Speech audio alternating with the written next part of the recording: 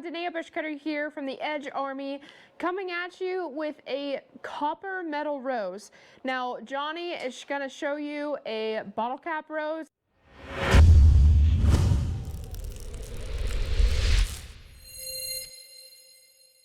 Hello, my name is Jonny Snider with Jonny S. Weld, and I'm here to show you how I make my bottle cap roses. They're going to be much smaller, and they're going to be cool because they're different colors of what bottle caps you can use and all that kind of stuff. So let's dive in, let's get it going. All right, well, you see what I have here. I have a couple pliers, I have a couple hammers, I have a piece of a railroad tie, and I have some other stuff going on here. And let's start off with the stem of the rose. So I have some good old 6010 right here and stick electrode, and what I'm going to do is I'm going to go ahead and get the flux off of there. There's plenty of ways to do it. You could be with a hammer, you can put it in a vise and smash it off, whatever. I usually use my drill to put the end in without the flux on it. That tight on there, and then I'll grab a pair of pliers and just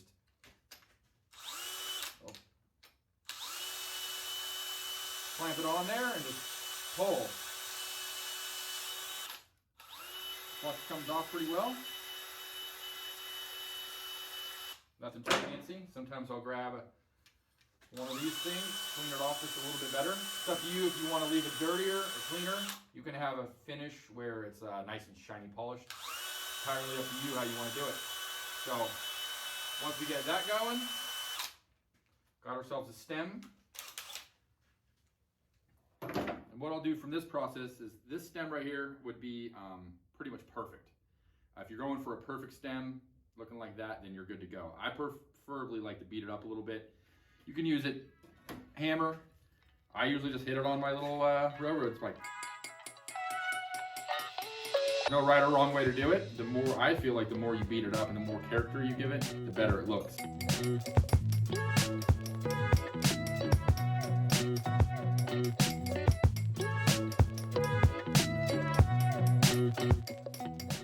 And as I'm hitting, I'm kind of spinning as I go.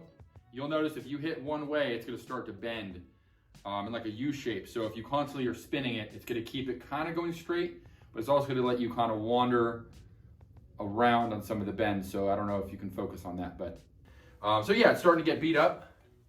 I like the way it's turning out. We can do a little bit more. And then now that we have this, my next step is to flatten one of the ends out so it kind of flares out. And then we're going to kind of fold it over on itself. Grab some pliers and just bend it over. Then flatten it a little bit. So there we go. We have a little twist in there, a little wide spot. And that's going to definitely come in handy later, and I'll show you guys why that makes sense to do that. So now we're done with our stem for now.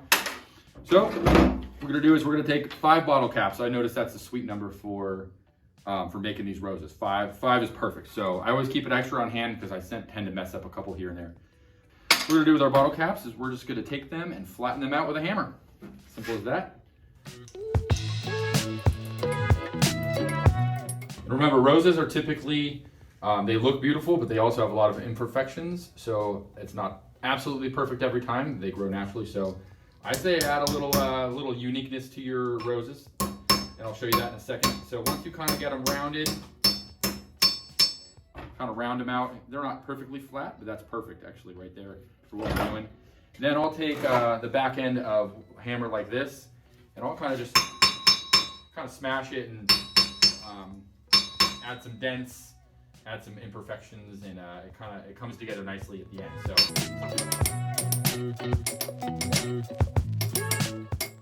as you can see, it's a little bit messed up. And by the time that we're done doing all 5, so we can speed up the process from here, I think you guys get that.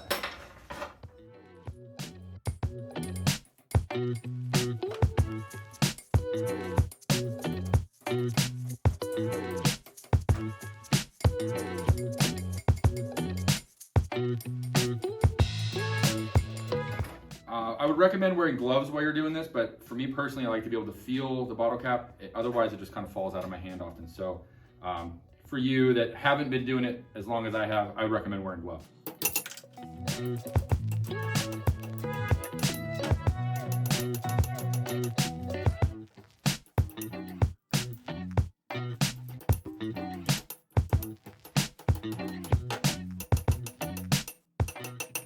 So up until now, all these are rounded. You'll notice how they're kind of rounded. So one of them that you want to be the center of your rose, I'm gonna say one with the most color, you're gonna kind of want to invert it a little bit. So I'm gonna go ahead and pick this Fanta one, okay? It's rounded. We're gonna flip it, round it the other way. With the hammer in the middle a couple times, and pretty much did exactly what I wanted to do. So now that we have our 5 bottle caps, we have our 1 center, and then we have the rest are going to be the outside of it, and you'll see how it comes together at the end. What I'm going to do now is we're going to punch a hole right in the center of all of them. It doesn't have to be perfect.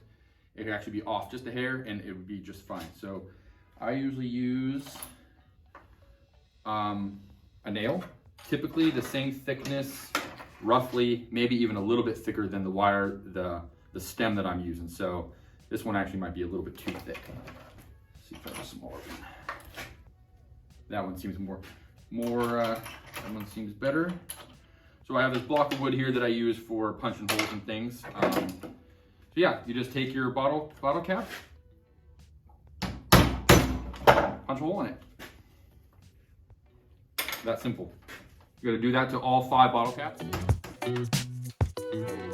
Once again, doesn't have to be perfect. In fact, I think it looks better when it's not perfect.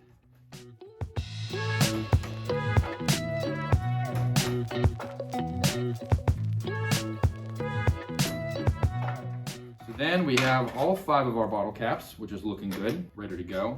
So what we're gonna do is we're gonna cut 5 to 6 slots in there. You can do more, you can do less, whatever you want.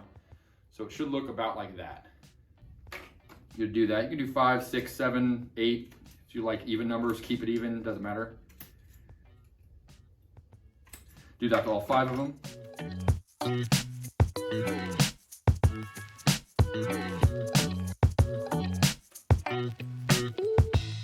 Just make sure you don't go all the way through where you cut where the hole is in the center.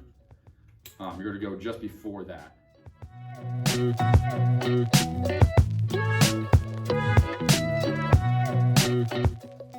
Be careful, some of these edges might be a little bit sharp. All right, so now that we have all of our bottle caps ready to go, now it's time to assemble, which is I think the fun part. So you're gonna take your center cap, in my case was the orange Fanta, and I have a little thing that I found here. It's just a little round piece of metal, I'm not sure. So basically I just put this on there, and I have this little punch here. This is a little bit of a custom tool I made. You can make your own kind of setups like this. If you're gonna make a bunch of bottle cap roses, you're gonna wanna make something to go with it. So I just have this little punch here, and it just brings it.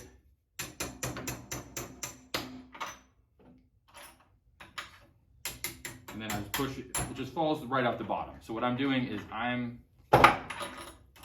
making the bottle cap close in on itself so it's real tight. So in the very middle of the rose, it's gonna be very small, and all the other bottle caps will go around it. And the reason why I made this, because I was doing it by hand at first, each one at a time, and it got to be a lot of work. So I decided to find something around in my shop I can use. I got a ton of junk lying around that I could force it through to close it up, and that's just what I did. As you can see, so it closes it up real small. You can see the Fanta right in the middle, and then this is going to be the first portion of our rose. So that's going to be the middle of it. And then the rest of these, putting them through this would make them too small. So I have a couple other things around here that are kind of rounded and things like that, so I can kind of help them, encourage them. Now you can do all this by hand, but once again, I made something for it. So that kind of closed it up just a little bit, so you can see. And I'll do that to all of them. So the next one, this one, I did kind of hard because I want it to be smaller. And as I go, as the outer layers of the flower, I'm going to go less and less so they're more flat towards the end.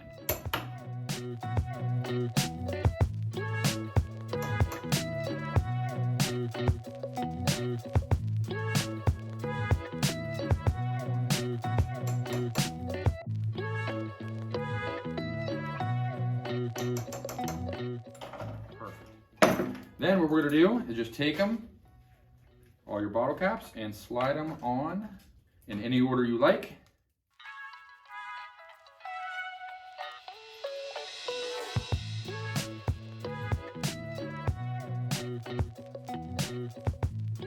there pretty much we have bottle cap rose. So what I will do now is I will throw a tack weld on either side of this stem. So I will pull these back and throw a tack weld on either side of the stem to hold the bottle caps in place, just like where my fingers are right now. And once I do that, then they'll kind of be wedged in there. And then what I do is I take my pliers, and then I can physically bend each rose petal up in the shape that I want, rounding them out or just simply putting them in any shape. So pretty much there you have it, minus the welding portion of it, is bottle cap rose. And they look really good in sets of 3 to 6 to 8 inside of maybe a beer bottle or a Coke bottle, and having them kind of like a little bouquet. So yeah, that's how I go about it. And then you can even trim the stem as long as you want or short as you want, and then yeah, good to go. Well, thanks for tuning in and watching my segment on how I make my bottle cap roses. I hope you guys learned a little bit of something, and would love to see you guys make some of these. Pretty cool. All right, thanks. Today I am going to show you on how to create this beautiful copper rose. Now this takes me quite some time, mainly because I am very detail oriented, and I don't know, I like little details. So I try to make this rose as realistic as possible, and it's obviously something that's never gonna die. So this beautiful thing, I am going to show you step-by-step directions on how to build this beautiful thing. Again, it does take some time, so I will be doing some time lapses here just because I don't want to waste your time, because it took me several hours to create in total. Alright, so the first thing that I'm going to do is I'm going to scribe my circles into my copper. Now I'm using a drafting divider, which is a little bit different than a compass. It's got 2 metal ends, and my largest diameter that you see me drawing first is 6 inches, so a radius of 3, and then you want to slowly work your way down from there. Now obviously if you want a smaller rose, you want to start with a smaller radius and work your way down. It's also very important to try to keep that center of that circle, 1, so the divider's not moving when you're scribing your circle, and 2, that's going to give you a mark to then drill out when we get to that point.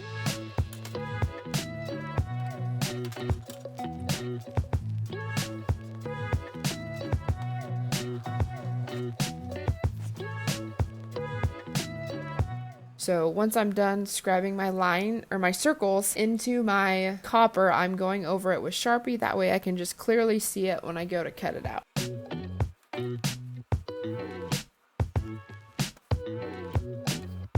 Now I am using a straight edge to divide my circles into at least 4 different sections, if not more. Just depending on the size of my circle, I would use at least 4, if not more.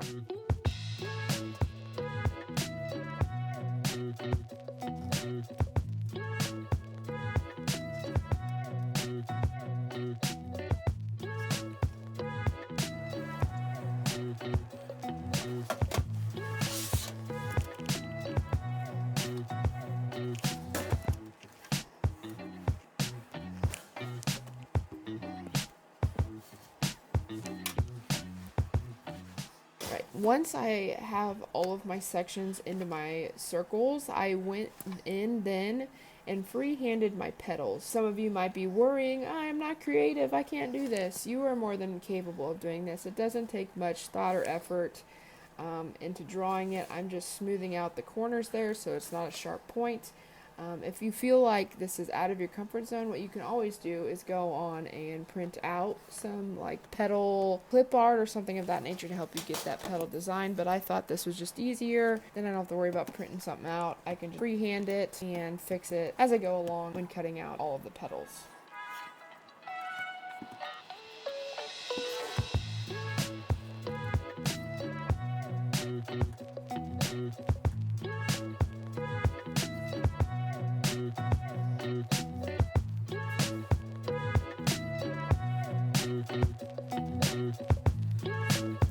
Now I've got all of my petals drawn up. Now begins the fun part. So I am using a straight cut shear and a right cut shear. Obviously the right one's going to go to the right when I start to cut with it.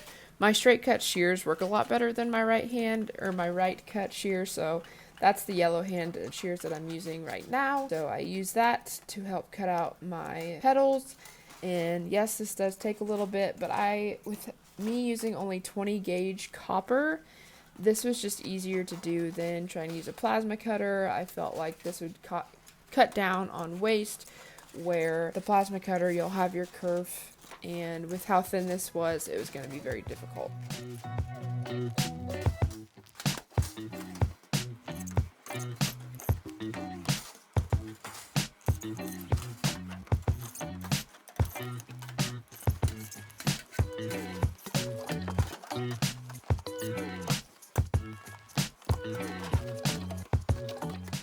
And then once I've got all the circles cut out of the material, then I go in and start cutting each individual petal, which again, yes, this takes a while, but it'll be so worth it in the end. Just trust the process. When you're going to cut your petals, be sure not to cut all the way through. You want to cut at least like a 1/4 inch, if not maybe a little less, away from the center of that circle, because if you cut all the way through, obviously it's not going to be a circle and you're going to have no way to attach it to your stem.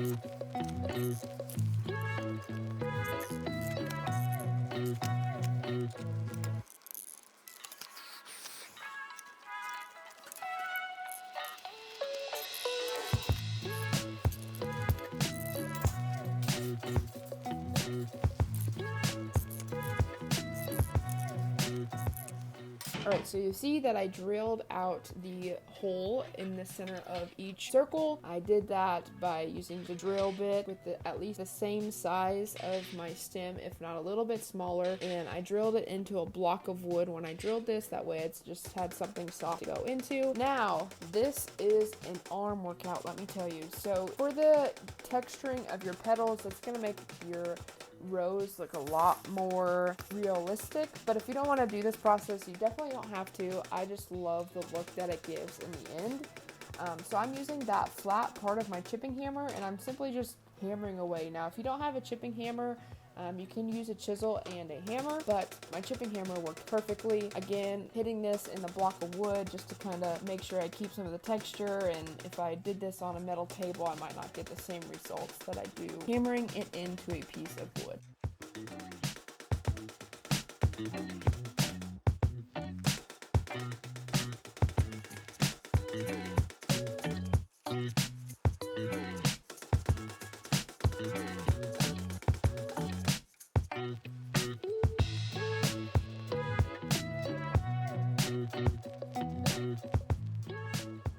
Alright, now that I've got all my petals done, I'm going to start adding texture to my stem. Now, you definitely don't have to do this if you want a perfect, solid, round stock piece. Go for it. I just love the character that it gives, and it gives a more realistic look of an actual rose stem. If you start hitting it with a chipping hammer or a chisel, or even just a hammer, a regular hammer would work great. If you twist it while you're hammering it, it's going to help you keep it straight. However, I wanted mine to be a little bit curved because there's not one single flower on this entire planet that has a perfectly straight stem. So I like the character of it having a little bit of the roundness to it.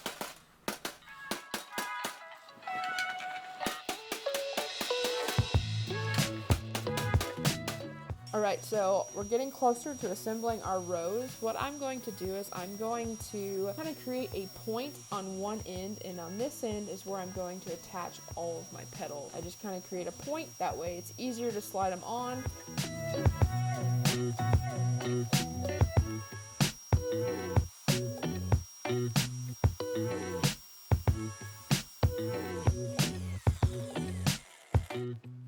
Now you'll see me drawing a star. Now the star is going to represent that green part underneath the colorful rose petals, so that's what the star is for. You want to draw it actually bigger than you might think, and then this will go on first on your stem.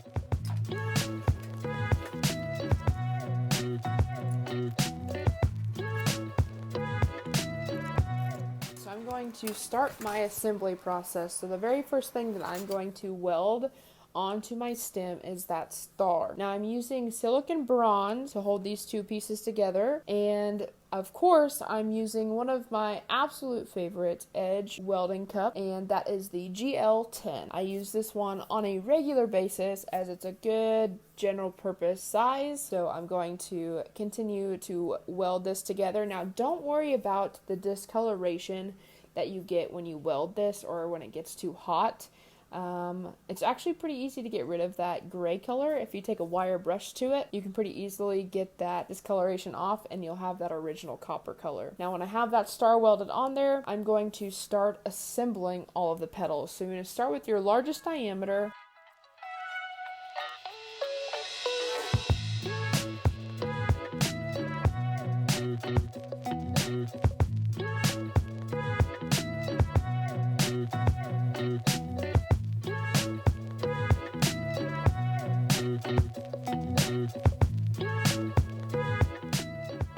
The first petal circle I tacked on there, and then after that I decided not to do that. You can do it if you want. Just keep in mind you want to try to keep these as close together as possible. So me welding that first one kind of had a little bit of a separation between my first stack of petals and my second. However, you can't see it in the end product. Started adding all of the petals. I also make sure that they're kind of offset from each other so they don't all just stack up on top of each other.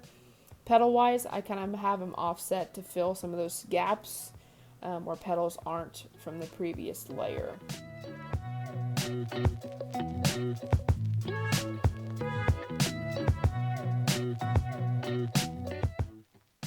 Once I have all of my petals on, I am going to weld the top part of this. Now another option you can do is if you heat up the little bit of stem that's hanging out on the top, you can actually heat that up and bend it over. However, I found that it was just easier to weld the top, then I know my rose is definitely not going anywhere.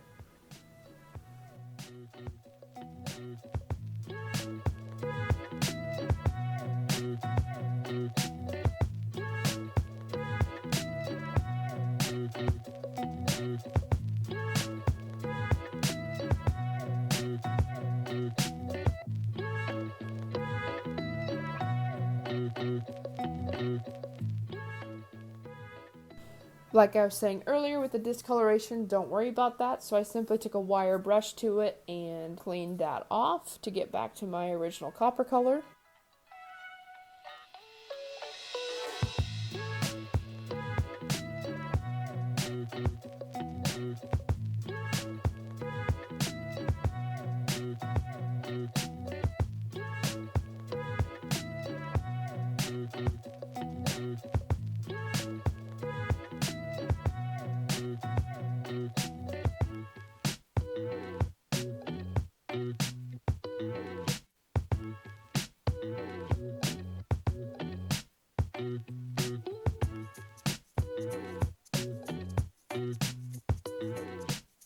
Alright, now here's where all the little details come into play. So I'm going to slowly start folding up my petals. Now I fold it up and I kind of bend it in half once I get going, and I actually take the little edge of the rose there on the top and I bend it over. Most roses don't stick just straight up. Usually the tip of them kind of bend over. So that's what you can see me doing here. I just slowly start working my way around. I try to keep this as tight as possible. However, if you want a rose that looks like it's been bloomed for a while, you feel more than welcome to not bend this so tight. Again, this is where you get creative. This is where all the little details and how you want it to look can come into play. I spend a pretty significant amount of time going through and doing this. Like I said at the beginning, I'm very detail oriented, so I want it a specific way when I start to fold it.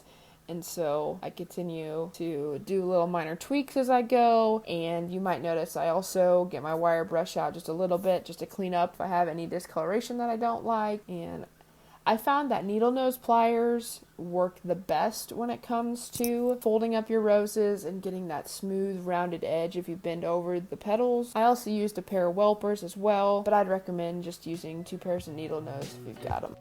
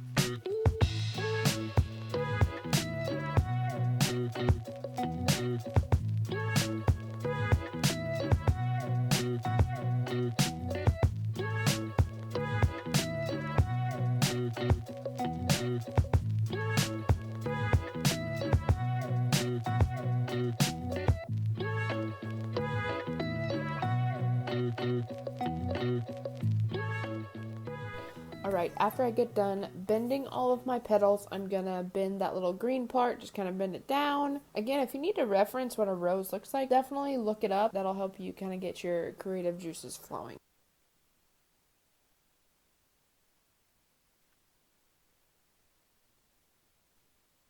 Alright, so I got all of my petals formed. I've got my beautiful flower on the top here.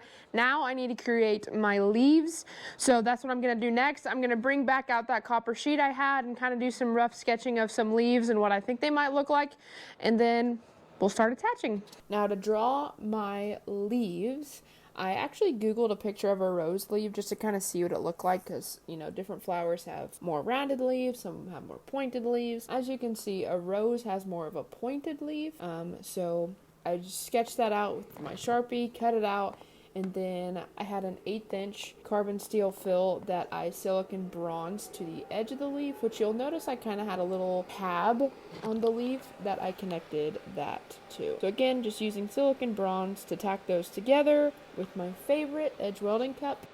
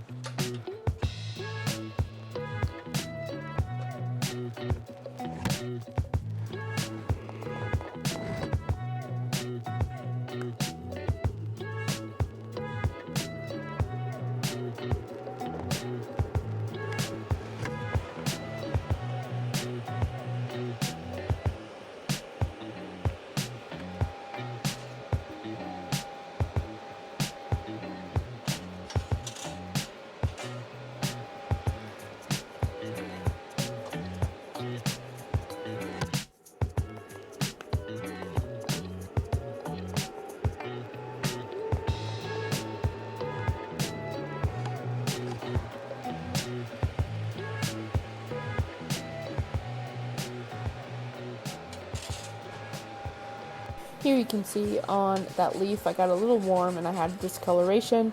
So again, just took a wire brush, buffed it off, and good to go.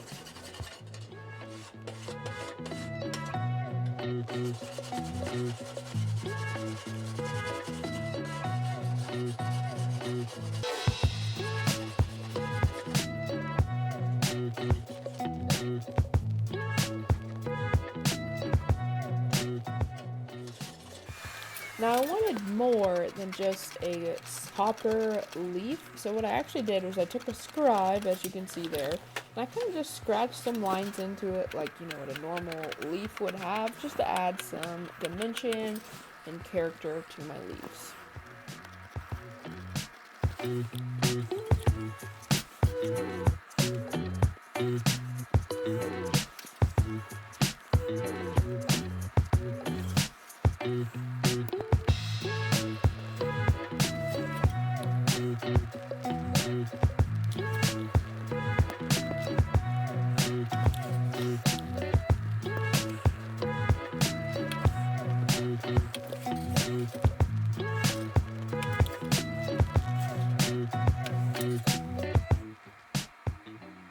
Once I attached my 1/8 inch carbon steel fill, I then welded it to the stem. Now, I just used ER70S-6 to weld my leaves to my stem, since I used that 1/8 inch TIG fill on the leaves to give them a little bit of an extension.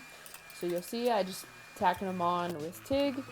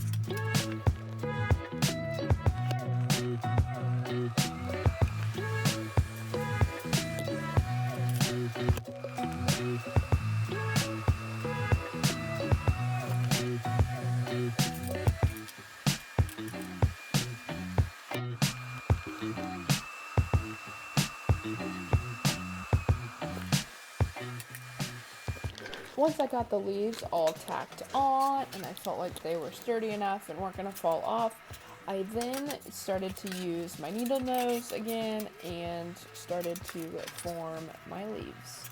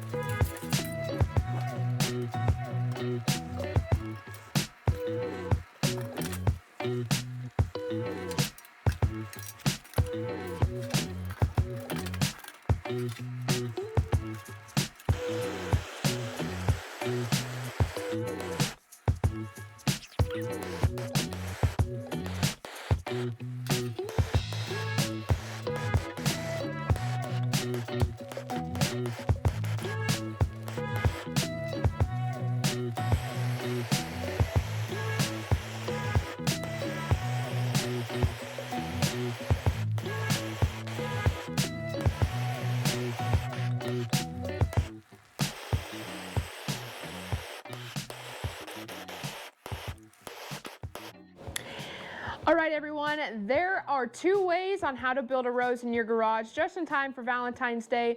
So don't forget that special someone that might need a gift that you haven't gotten yet. And I'm sure they will absolutely love a handmade item versus some flowers that are gonna die in 2 weeks. So I hope you enjoyed this video. If you've got any questions, comments, or concerns, make sure you drop those down below. And again, make sure you hit that subscribe button, give this video a like, and we'll see you next Saturday.